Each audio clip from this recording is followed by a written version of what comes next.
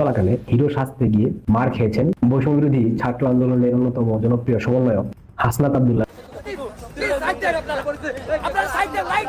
আমার বঙ্গবন্ধু আমাকে শেখায় ন্যায্যতা, ধর্মনিরপেক্ষতা, আপোষহীনতা আর সাহসিকতা। তিনি বলেছিলেন যদি কেউ ন্যায্য কথা বলে আর সংখ্যায় যদি সে একজন হয় আমরা তার কথা মেনে নেব। যে সংগঠনের সাথে আমার জীবনের 4 বছরের খুব গুরুত্বপূর্ণ স্মৃতি রয়েছে, আমি বলছি বাংলাদেশ ছাত্রলীগের কথা। আপনারা এটুকু বিবেচনা করবেন যে আপনার নিজের জন্য, এই প্রজন্মের জন্য কিংবা দেশের জন্য আপনার কোন জায়গাটিতে যাওয়া উচিত, কোন দাবিটিতে সমর্থন করা উচিত। সবকিছু ফেসবুকে বলে হবে না, মাঝে মাঝে রাজপথে নেমে আসতে হবে। শেখ মুজিবকে নিয়ে এত ভালো বক্তব্য, মানে আপনার কলিজায় লাগার মতো বক্তব্য, আর সেই সার্জিস এখন আইসা অনেক কটূক্তি করে কথা বলে। মানে এই সরকারের আমলে এই সরকার যে নির্বাচন অনুষ্ঠিত করবে সেই নির্বাচনে আওয়ামী লীগ অংশগ্রহণ করবে না লিখে রাখেন। আওয়ামী লীগের কেন্দ্রীয় কার্যনির্বাহী কমিটির সদস্য মোহাম্মদ আলী আরাফাত তিনি বলছে আগামী নির্বাচন ইউনূসের অবৈধ সরকারের অধীনে হবে না। ছাত্র উপদেষ্টা আর বিএনপির মধ্যে শুরু হওয়া বিরোধ থামাতে রেফারির ভূমিকা নিলেন আইন উপদেষ্টা ডক্টর আসিফ নজরুল। তবে খবর হলো তার শান্তির পতাকা খুব একটা কাজে আসছে না। উল্টো বিকেলে তার সংবাদ সম্মেলনে দেওয়া বক্তব্য বিএনপির মধ্যে আরো প্রশ্নের জন্ম দিয়েছে।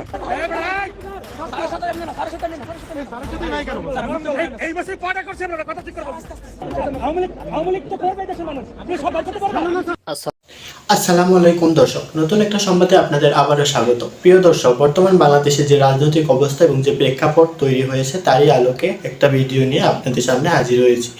দর্শক, ভিডিও শুরুটা দেখে হয়তো বুঝতে পেরেছেন আজকের খবরটা কতটা গুরুত্বপূর্ণ হতে চলেছে।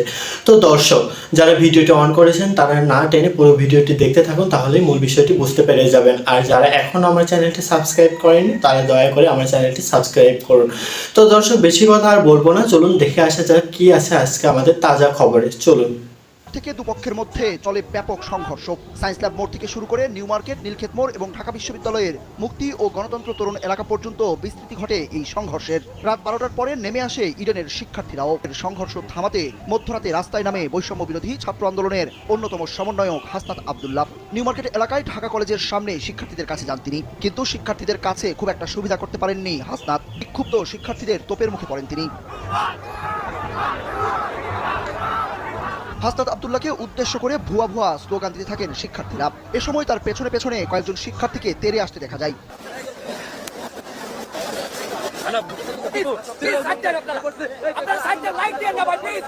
বৈষম্য বিরোধী ছাত্র আন্দোলনের অন্যতম জনপ্রিয় সমন্বয়ক 24 গণঅভ্যুত্থানের নেতা হাসনাত আব্দুল্লাহ, যাকে আমি ভালোবেসে কালো পাঠা বলে ডাকি সবসময়, আপনারা জানেন, তাকে বেধড়ক প্রহার করা হয়েছে। ঢাকা বিশ্ববিদ্যালয় এবং ঢাকা কলেজের মধ্যকার দ্বিপাক্ষিক সংঘর্ষ চলাকালে তিনি 24 সেই গণঅভ্যুত্থানের মতো হিরো সাজতে গিয়ে, হিরোইজম দেখাতে গিয়ে মার খেয়েছেন। তারা যে সবসময় বলে ঐক্যের কথা, সাধারণ শিক্ষার্থীরা তাদের ডাকে আবারও মাঠে আসবে, এই তার নমুনা। অভ্যুত্থানের 6 মাস না যেতেই সাধারণ শিক্ষার্থীদের হাতে যে বেধড়ক মার খেল, এখন যখন রাজনৈতিক পরিস্থিতি যেভাবে দিনকে দিন খোলা হচ্ছে, জল যেদিকে করাচ্ছে, আওয়ামী লীগ মাঠে নামবে সম্ভবত ফেব্রুয়ারিতে, বিএনপি ইতিমধ্যে মাঠে আছে এবং নির্বাচন ঘিরে যে নাটকীয়তা শুরু করেছে বর্তমান সরকার, যদি নির্বাচন ঠিক সময় দেওয়া না হয়, এই তথাকথিত সমন্বয় 24 অভ্যুত্থানের যারা হিরো, এদের পরিণতি কি হবে আপনারা একবার চিন্তা করেন। সাধারণ শিক্ষার্থীদের সাথে তারা টিকতে পারে না, বেধড়ক মার খায়, তাহলে যখন দুইটা রাজনৈতিক দলের কর্মীরা, যাদের লক্ষ লক্ষ নেতা কর্মী আছে, তাদের মায়ের কোথায় কোথায় করতে পারে আপনারা একবার চিন্তা করে দেখবেন। তবে হাসনাত আব্দুল্লাহর জন্য অনেক অনেক শুভকামনা এবং যথেষ্ট মায়াই লাগছে। তারা ভালোই মার খেয়েছে, নাকটা থেতলে গিয়েছে, মুখে রক্ত বের হয়েছে। এটা মাত্র ট্রেলারও না, টিজার দেখবেন আজকে, এরপর দেখবেন ট্রেলার, এরপর দেখবেন ফুল মুভি, তখন বুঝবেন কত ধানে কত চাল। হাসনাত আব্দুল্লাহ তোমাদের জন্য অপেক্ষা করছে, কত ধানে কত চাল। জাস্ট ওয়েট করো, আর অল্প কয়েকটা দিন, ঠিক আছে? এরপর তোমাদের পালানোর রাস্তা তো বন্ধ, ভারতে যাইতে পারবে না।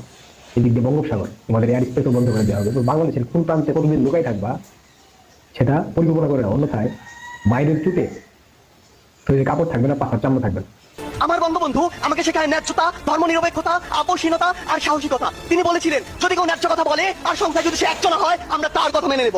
আমার বঙ্গবন্ধু বলেছিলেন এই বাংলাদেশ হবে ধর্মনিরপেক্ষ দেশ, যেখানে ধর্ম নিয়ে কোনো ব্যবসা করা চলবে না। আমার বঙ্গবন্ধু মুচলেখা দিয়ে নিজের ছাত্রত্ব ফিরিয়ে নেননি, অন্যায়ের সাথে আপোষ করেননি। আমার বঙ্গবন্ধু দেখিয়েছেন কিভাবে নারীকে সম্মান করতে হয়। তিনি বলেছিলেন এই স্বাধীন বাংলায় যত বীরঙ্গনা রয়েছে তার বাবার নামের পাশে আমার নাম লিখে দিও আর ঠিকানা দিও ধানমন্ডি 32। আমার বঙ্গবন্ধু আমাকে শেখায় কিভাবে বিচক্ষণ আর দূরদর্শী হতে হয়। 1968 সালে একটি সাক্ষাৎকার তিনি বলেছিলেন, আওয়ামী লীগ দৃঢ়ভাবে সমাজতন্ত্র বিশ্বাসী। সেই সমাজতন্ত্র যা পৃথিবীর অন্যান্য দেশে রয়েছে তা নয়, বরং সেই সমাজতন্ত্র যে সমাজতন্ত্র এই দেশের মাটি, মানুষ আর আবহাওয়া চায়। আমার বঙ্গবন্ধু হচ্ছে সেই বঙ্গবন্ধু। এমন হাজারো অনুসরণীয় ও অনুকরণীয় না বলা কথা আর গল্পের মধ্য দিয়ে বঙ্গবন্ধু হয়ে উঠেছেন আমার বঙ্গবন্ধু। পরিশেষে ওপারে ওপারে অপার অপার স্বপ্নে আমার দিকে, আমাদের দিকে, বাংলাদেশের দিকে চেয়ে থাকা বঙ্গবন্ধুর উদ্দেশ্যে বলতে চাই, ওরা ভেবেছিল তোমাকে হত্যা করলেই হয়ে যাবে সব শেষ। ভাবেনি ওরা বঙ্গবন্ধু মানেই বাংলাদেশ। হ্যাঁ, আমার বঙ্গবন্ধু মানে বাংলাদেশ। ধন্যবাদ সবাইকে। ও মানে শেখ মুজিবকে নিয়ে এত ভালো বক্তব্য, মানে আপনার কলিজায় লাগার মতো বক্তব্য, শেখ রাসেলকে নিয়ে এত সুন্দর বক্তব্য, আর সেই সার্জিস এখন আইসা আপনার মানে বাংলাদেশের মোস্ট ক্রিমিনাল যদি থাইকা থাকে সেটা হচ্ছে বঙ্গবন্ধু শেখ মুজিবুর রহমান। আর শেখ রাসেলকে নিয়েও তিনি কি অনেক কটূক্তি করে কথা বলে, মানে ছোট্ট একটা বাচ্চা শেখ রাসেল কেমনি কি ভাই। এই সার্জিস তিনি মানে কি লেভেলের যে মীর জাফর ভাই, যদি কেউ আপনারা জীবনে মীর জাফর না দেখে থাকেন, আমি আপনাদেরকে সাজেস্ট করবো যে আপনারা এই ভিডিওটি দেখেন, তাহলে আপনারা হারে হারে টের পেয়ে যাবেন যে ভাই মীর জাফর কারে কয়। বিশেষ করে এই জেনারেশনের পোলাবানদের, মানে আমরা কিংবা আমাদের যে ছোট যে আছে কিংবা আমাদের সিনিয়র যারা আছে, এই জেনারেশনের মানুষদের এই ভিডিওটা অত্যন্ত গুরুত্বপূর্ণ যে মীর জাফর কাকে বলে, কত প্রকার এবং কি কি। এই সার্জিসকে দেখলেই বোঝা যায়, বুঝতে পারছেন? মানে তিনি ক্ষমতার লোভে ছাত্রলীগ ছিল এবং বঙ্গবন্ধুর এত সুন্দর মনে করেন ভাষণ, এত মানে কলিজায় লাগার মতো একটা বক্তব্য ছিল তার। আর তিনি আইসা বর্তমান কি স্বৈরাচার শেখ হাসিনা, স্বৈরাচার বঙ্গবন্ধু, তারপরে আপনার এইটা সেইটা নাকি। হ্যাঁ হাই রে ভাই, গিরগিটি মীর জাফরগিরি কত প্রকার আর কি কি। এই ভিডিওটা থেকে আসলে আমরা কি শিক্ষা নিতে পারি? এই ভিডিওটা থেকে আমরা এই বিষয়টা শিক্ষা নিতে পারি যে আওয়ামী লীগের ভিতরে ভবিষ্যতে কোনো হাইব্রিড নেতাকর্মী কিংবা কোনো জনগণ, কোনো সমর্থককে অ্যালাউ করা যাবে না। অনেকেই অনেকভাবে বলতে শুনতেছি যে সামনে নির্বাচন আওয়ামী লীগ কাজতে দেবে না, যারা নির্বাচনের আয়োজন করবে তারা মুখে বলতেছে একরকম কিন্তু কার্যক্রম করতেছে ভিন্ন রকম। তারা মুখে বলতেছে যে আওয়ামী লীগের নিবন্ধন যদি থাকে তাহলে আওয়ামী লীগ নির্বাচনে আসতে কোনো সমস্যা নেই, অথচ আর নির্বাচন কমিশনের যে সংস্কার প্রস্তাব সেখানে দেখলে বুঝতে পারবেন যে নিবন্ধন থাকাকালীনও আওয়ামী লীগ যাতে নির্বাচনে না আসতে পারে তার সর্বপ্রকার ব্যবস্থা তারা করতেছে বলে অনেকেই মন্তব্য করতেছে। অনেক রাজনৈতিক বিশ্লেষক, সাংবাদিক এবং বিভিন্ন কন্টেন্ট ক্রিয়েটাররা এই বিষয়ে কথা বলতেছে। কিন্তু আমি বললাম কি যে এই সরকারের আমলে এই সরকার যে নির্বাচন অনুষ্ঠিত করবে সেই নির্বাচনে আওয়ামী লীগ অংশগ্রহণ করবে না, লিখে রাখেন। এটা আজকে আমার ভিডিওর টাইটেল।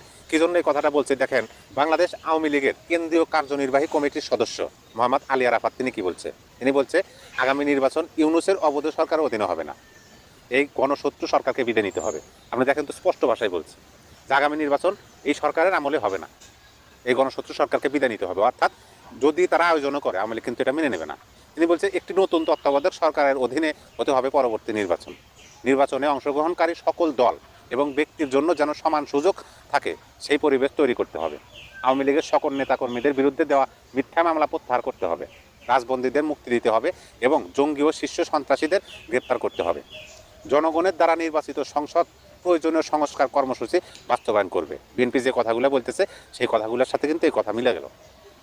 নির্বাচিত সংসদের সংখ্যাগরিষ্ঠ দল সরকার গঠন করবে এবং দ্বিতীয় বৃহত্তম দল সংসদের বিরোধী দলের আসনে বসবে। একই সাথে জুলাই 16 তারিখ থেকে আগস্টের 5 তারিখ পর্যন্ত এবং পরবর্তী সময়ে পুলিশ সহ যত হতাহত হয়েছে সকল ঘটনার সুস্থ তদন্ত সাপেক্ষে বিচার চলমান রাখতে হবে। তদন্ত বিচার প্রক্রিয়ার মাধ্যমে যে দোষী প্রমাণিত হবে তার শাস্তি নিশ্চিত করতে হবে। এটা হলো মোহাম্মদ আলী আরাফাত, সদস্য কেন্দ্রীয় কার্যনির্বাহী কমিটি বাংলাদেশ আওয়ামী লীগ। এখন বাংলাদেশ আওয়ামী লীগের কেন্দ্রীয় কার্যনির্বাহী কমিটির একজন সদস্য, তিনি যখন আওয়ামী লীগ সরকার ক্ষমতায় ছিল তখন রানিং মন্ত্রীও ছিলেন। তিনি এই কথা বলতেছে, আপনাকে বুঝতে হবে অবশ্যই এটা আওয়ামী লীগেরই কথা। আওয়ামী লীগ বলতেছে যে এই সরকারের আমলে নির্বাচন হবে না, এই গণশত্রু সরকারকে বিদায় নিতে হবে। তারা আরও অনেক রকম দাবি জানাইছে।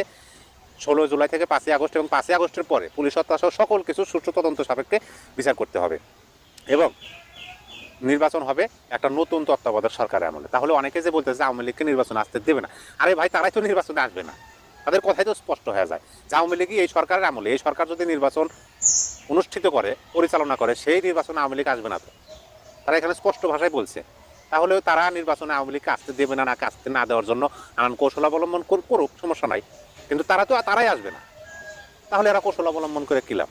এমনকি এই কথা বিএনপি উঠাইছে যে এই সরকার যদি এই সরকারের আমলে যদি একটা নতুন রাজনৈতিক দল গঠন করে এবং এই সরকার যদি নিরপেক্ষ না থাকতে পারে তাহলে তো নির্বাচন পরিচালনা এই সরকার করতে পারবে না, তখন নতুন সরকারের প্রয়োজন হবে। দেখেন কথাটা কিন্তু মিলে গেল, আওয়ামী লীগ এবং বিএনপির কথাটা কিন্তু মিলে গেল। বিএনপি বলছে যে এই সরকার যদি নিরপেক্ষ না থাকতে পারে তাহলে সামনের নির্বাচন পরিচালনা এই সরকার করতে পারবে না, নতুন সরকারের দরকার হবে। আবার আওয়ামী লীগ বলতেছে যে এই সরকারের অধীনে নির্বাচন হবে না, মানে দুই দলের কথা কিন্তু মিলে যেতেছে। আপনারা বসে বসে একটু মিলান, আমি যে বললাম কথাটা সত্য কিনা। ছাত্র উপদেষ্টা আর বিএনপির মধ্যে শুরু হওয়া বিভেদ থামাতে রেফারির ভূমিকা নিলেন আইন উপদেষ্টা ডক্টর আসিফ নজরুল। তবে খবর হলো তার শান্তির পতাকা খুব একটা কাজে আসছে না। উল্টো বিকেলে তার সংবাদ সম্মেলনে দেওয়া বক্তব্য বিএনপির মধ্যে আরো প্রশ্নের জন্ম দিয়েছে। বিকেলেই বিএনপির এক নেতা আবারও জানিয়েছেন 3 মাসের মধ্যেই নির্বাচনের ব্যবস্থা করা উচিত সরকারের। সুইজারল্যান্ডের দাভোসে বিশ্ব অর্থনৈতিক ফোরামের বার্ষিক সভায় যোগ দিতে 21শে জানুয়ারি দেশ ছাড়েন প্রধান উপদেষ্টা ডক্টর মোহাম্মদ ইউনূস। তার অনুপস্থিতিতে নতুন করে টালমাটাল হয়ে পড়ে রাজনীতি। বিবিসি বাংলায় বিএনপি মহাসচিব মির্জা ফখরুল ইসলাম আলমগীরের এক সাক্ষাৎকারের প্রতিক্রিয়ায় ফেসবুকে যুদ্ধংদেহী পোস্ট দেন উপদেষ্টা নাহিদ ইসলাম। বিএনপির বিরুদ্ধে 1-11 মতো পরিস্থিতি তৈরির অভিযোগ তুলেন তিনি। সরকারের আরেক ছাত্র উপদেষ্টা আসিফ মাহমুদ সজীব ভুঁইয়া শেয়ার করেন নাহিদের সেই পোস্ট। দুদিন পর বিবিসি বাংলায় পাল্টা সাক্ষাৎকার দিয়ে নাহিদ ইসলাম বলেন, অন্তর্বর্তী সরকার নিয়ে বিএনপির কথার টোন আওয়ামী লীগের সঙ্গে মিলে যাচ্ছে। ছাত্র উপদেষ্টাদের এমন কথাবার্তায় তীব্র ক্ষোভ তৈরি হয় বিএনপিতে। বিষয়টি নিয়ে দলের ভারপ্রাপ্ত চেয়ারম্যানও কথা বলেছেন। বিএনপির ভারপ্রাপ্ত চেয়ারম্যান তারেক রহমান বৈষম্য বিরোধী ছাত্র নেতাদের দিকে ইঙ্গিত করে বলেছেন, রাজনৈতিক দল করতে গিয়ে কেউ যদি রাষ্ট্রীয় কিংবা প্রশাসনিক সহায়তা নেয় তাহলে জনগণ হতাশ হবে। বিএনপির সঙ্গে টানাপোড়েনের মাঝে জটিলতা আরো বাড়িয়ে দেন উপদেষ্টা মাহফুজ আলম। চাঁদপুরে 25শে জানুয়ারি বিকেলে এক সমাবেশে তিনি বলেন, যারা বাংলাদেশপন্থী নির্বাচন হবে কেবল তাদের মধ্যে, আওয়ামী লীগকে কোনোভাবেই নির্বাচনে অংশ নিতে দেওয়া হবে না। ডক্টর ইউনূসের অনুপস্থিতিতে ছাত্র উপদেষ্টাদের এমন বক্তব্যে বিপাকে পড়েছে সরকার। দাভোস সফর শেষে 25শে জানুয়ারি বিকেলে দেশে ফেরার পরে তিনি কথা বলেন সিনিয়র উপদেষ্টাদের সঙ্গে। ছাত্র উপদেষ্টাদের মুখে লাগাম পড়ানোর উপায় নিয়ে আলোচনা হয় এ সময়। সূত্র বলছে, সংকট থেকে উত্তরণের উপায় খোঁজার মধ্যে 26শে জানুয়ারি দুপুরে হুট করে ফেসবুকে পোস্ট দিয়েছেন আইন উপদেষ্টা ডক্টর আসিফ নজরুল। সংবাদ মাধ্যমগুলোর খবর হলো, নির্বাচন সহ বিভিন্ন বিষয়ে বিএনপি নেতাদের সঙ্গে বৈষম্য বিরোধী ছাত্র নেতাদের কথার লড়াই থামাতে উদ্যোগী হয়েছেন আইন উপদেষ্টা। আইন উপদেষ্টা অধ্যাপক আসিফ নজরুল 4টি বিষয়ে তার পোস্টে লিখেছেন। তার ভাষায় এগুলো তিনি জানেন এবং বিশ্বাস করেন। 1, বিএনপি ষড়যন্ত্র বা 1-11 ধরনের কিছুতে আগ্রহী নয়। 2, ছাত্র নেতারা সরকারে থাকা অবস্থায় কোনো রাজনৈতিক দল গঠন করছেন না বা এতে যোগ দিতে যাচ্ছেন না। 3, জুলাই ঘোষণাপত্র হবে একটি রাজনৈতিক দলিল এবং এটি প্রণয়নে গণ অভ্যুত্থানের শক্তিগুলোর মতামত আন্তরিকভাবে প্রতিফলনের ইচ্ছা ছাত্র নেতাদের রয়েছে। 4, বিএনপি ও ছাত্র নেতারা এমনকি নির্বাচন কেন্দ্রিক বৃহত্তর সমঝোতার বিষয়েও অনাগ্রহী নন, তাই বিরোধের কোনো কারণ নেই। বিএনপির সূত্রগুলো বলছে, আসিফ নজরুলের পোস্টে নিয়ে দলটির নেতাদের মধ্যে আলোচনা হয়েছে। বিএনপি নেতাদের মত হলো, আসিফ নজরুল পরিস্থিতি স্বাভাবিক করার জন্যই এমন পোস্ট করেছেন। তবে তিনি তার পোস্টে বিএনপির মত নেই এমন কিছু বক্তব্য জুড়ে দিয়েছেন। যেমন, জুলাই ঘোষণাপত্র যে বিএনপি চায় না সে বিষয়টি ইতিমধ্যেই সরকারের সর্বোচ্চ মহলকে জানিয়ে দেওয়া হয়েছে। বাস্তবতা হলো, এ ধরনের ঘোষণাপত্র নিয়ে পরিষ্কার আপত্তি জানিয়েছে বিএনপি। বামপন্থী সহ বেশ কয়েকটি দল আমন্ত্রণ পাওয়ার পর আলোচনাতেও যায়নি। এমন অবস্থায় যেটি হিমাগারে চলে গেছে, ডক্টর নজরুল সেটি আবার সামনে আনার চেষ্টা করছেন। বিএনপি নেতারা মনে করেন, ইতিমধ্যে রাষ্ট্রপতির পদত্যাগ, রাজনৈতিক দলকে নিষিদ্ধ করা, এসব বিষয় নিয়ে অনেক জল খোলা হয়েছে।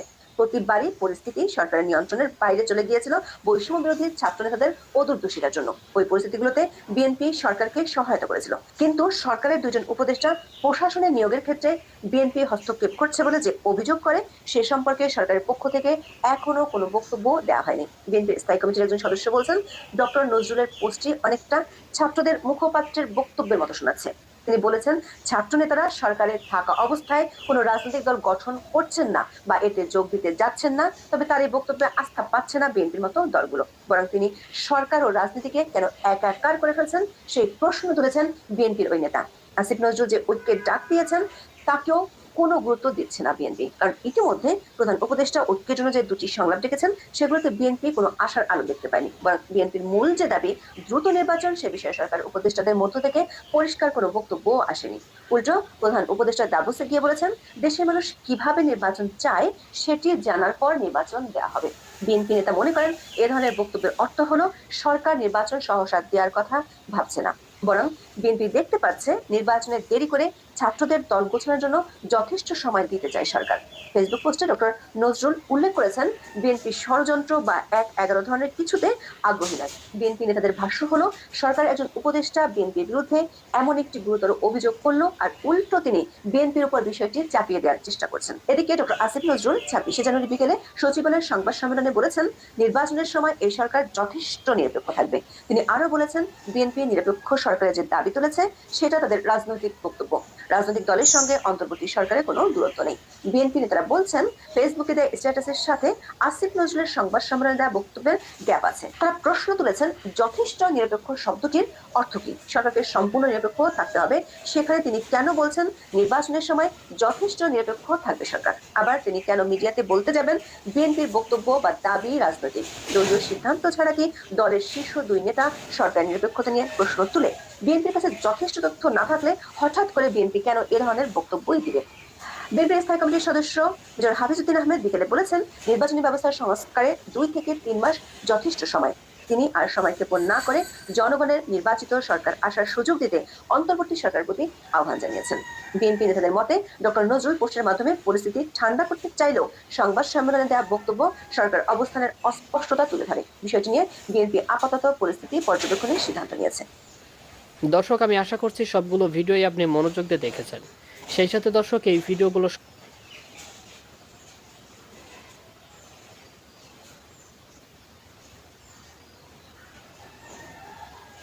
তো দর্শক, কেমন লাগলো আজকের ভিডিওটি, খবরটি কমেন্টে অবশ্যই জানাবেন।